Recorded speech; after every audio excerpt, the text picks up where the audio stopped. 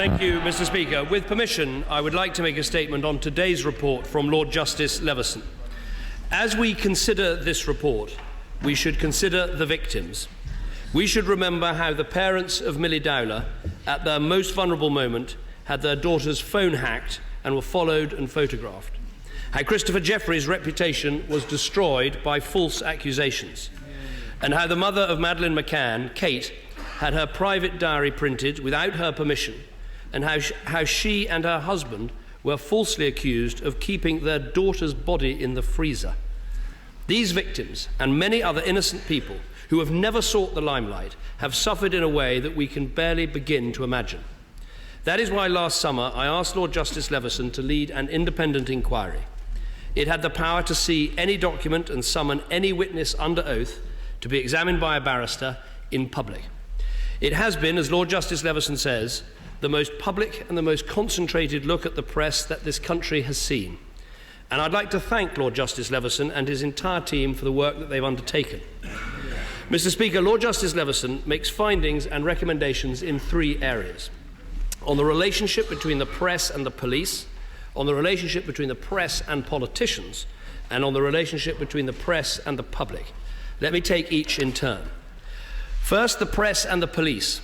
Lord Justice Leveson makes clear that he doesn't find a basis for challenging the integrity of the police, but he does raise a number of areas which he felt were a cause for public concern, such as tip-offs, off-the-record briefings, and more broadly, excessive proximity between the press and the police. He makes a number of recommendations, including national guidance on appropriate gifts and hospitality, record keeping of contact between very senior police officers and journalists, and a 12-month cooling-off period for senior police officers being employed by the press. These are designed to break the perception of an excessively cosy relationship between the press and the police, and we support these recommendations. Mr. Speaker, when I set up this inquiry, I also said there would be a second part to investigate wrongdoing in the press and the police, including the conduct of the first police investigation. This second stage cannot go ahead until the current criminal proceedings have concluded, but we remain committed to the inquiry as it was first established. Next, the relationship between the politicians and the media. As Lord Justice Leveson has found, over the last 30 to 35 years, and probably much longer, the political parties of UK national government and UK official opposition have had or developed too close a relationship with the press in a way that has not been in the public interest. I made this point last summer when I set up this inquiry, and at the same time I set in train reforms to improve transparency. This is the first government ever to publish details of meetings between senior politicians and proprietors, editors or senior executives, as Lord Justice Leveson recommends in his report. He also recommends disclosing further information on the overall level of interaction between politicians and press. This would apply to all parties, and on the government's behalf, I can say that we accept the recommendation. Now, Mr. Speaker, during the course of this inquiry, a number of serious allegations were made, and I want to deal with them directly. First, that my party struck a deal with News International. This is an allegation that was repeated again and again on the floor of this House and at the inquiry itself. Lord Justice Leveson looked at this in detail and rejects the allegation emphatically. Let me read his conclusion, and I quote, "The evidence does not, of course, establish anything resembling a deal whereby News International support was traded for the expectation of policy favours. Those who repeatedly made these allegations, including members of this House, and I have to say the former Prime Minister, should now acknowledge they were wrong." Second, it was alleged that I gave my right honourable friend, the then Culture Secretary, now the Health Secretary, the responsibility of handling the B-Sky bid in order to fix the outcome. Lord Justice Leveson states clearly, and I quote, "The evidence does not begin to support a conclusion that the choice of Mr Hunt was the product of improper media pressure, still less an attempt to guarantee a particular outcome to the process." Another allegation repeatedly made and again shown to be wrong. Third, there was the criticism that the then Culture Secretary had rigged the handling of the B-Sky B bid. Again, today's report rejects that as well. My right honourable friend, it says, put in place robust systems to ensure that the remaining stages of the bid would be handled with fairness, impartiality and transparency. Indeed, Lord Justice Leveson goes further, concluding that my right honourable friends, and I quote, extensive reliance on external advice was a wise and effective means of helping him to keep to the statutory test. And he concludes there is no credible evidence of actual bias. Of course, as my right honourable friend has said, there are lessons to learn about how quasi-judicial decisions are made, and we must learn those lessons. But let me say this, my right honourable friend, now the Health Secretary, has endured a stream of allegations with great dignity. This report confirms that we on this side of the House knew all along we were right to stand by him.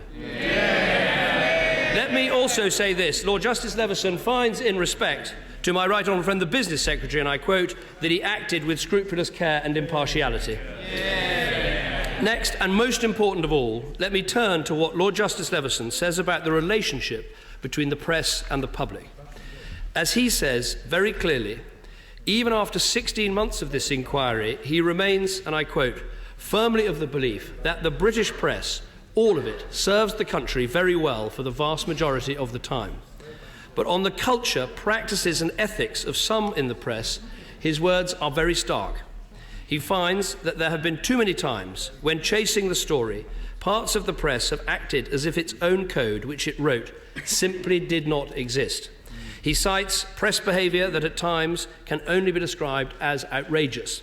He catalogues a number of examples of such behaviour, going wider than phone hacking. He refers to, and I quote, a recklessness in prioritising sensational stories, almost irrespective of the harm that the stories may cause and the rights of those who would be affected. He finds that when the story is just too big and the public appetite too great, there has been significant and reckless disregard for accuracy. And he reports a cultural tendency within parts of the press vigorously to resist or dismiss complainants almost as a matter of course. Mr. Speaker, in a free society, the press are subject to criminal law, civil law, and requirements for data protection. But there should be a proper regulatory system as well, to ensure that standards are upheld, complaints are heard, and there is a proper redress for those who have been wronged. That is what the current system should have delivered. It has not. And as Lord Justice Leveson says, the Press Complaints Commission is, and I quote, neither a regulator nor fit for purpose to fulfil that responsibility. And that is why changes are urgently needed. Mr. Speaker, we welcome the fact that the press industry themselves have put forward their own proposals for a new system of regulation. But we agree with Lord Justice Leveson that these proposals do not yet go far enough. Mr. Speaker, in Volume 4 of the report, Lord Justice Leveson sets out proposals for independent self-regulation organised by the media. He details the key requirements that an independent self-regulatory body should meet, including independence of appointments and funding, a standards code, an arbitration service, and a speedy complaint handling mechanism. Crucially, it must have the power to demand upfront prominent apologies and impose up to £1 million fines. These are the Leveson principles. They are the central recommendations of the report. If they can be put in place, we truly will have a regulatory system that delivers public confidence, justice for the victims, and a step change in the way the press is regulated in our country. I accept these principles, and I hope the whole House will come in behind them. And the onus should now be on the press to implement them, and implement them radically. Now, in support of this, Lord Justice Leveson makes some important proposals. First, he proposes some changes to the Data Protection Act that would reduce the special treatment that journalists are afforded when dealing with personal data. We must consider this very carefully, particularly the impact this could have on investigative journalism. While I've only been able to make preliminary investigations about this since reading the report, I am instinctively concerned about this proposal. Second, he proposes changes to establish a system of incentives for each newspaper to take part in the system of independent regulation. I agree there should be incentives, and believes that those ones that he sets out, such as the award of costs and exemplary damages in litigation, could be effective. He goes on to propose legislation that would help deliver those incentives, but also that would, crucially, provide, and I quote, an independent process to recognise the new self-regulatory body. This would, he says, reassure the public that the basic requirements of independence and effectiveness were met and would continue to be met. Now, I have some serious concerns and misgivings on this recommendation. They break down into issues of principle, practicality and necessity. The issue of principle is that for the first time we would have crossed the Rubicon of writing elements of press regulation into the law of the land. We should, I believe, be wary of any legislation that has the potential to infringe free speech and a free press.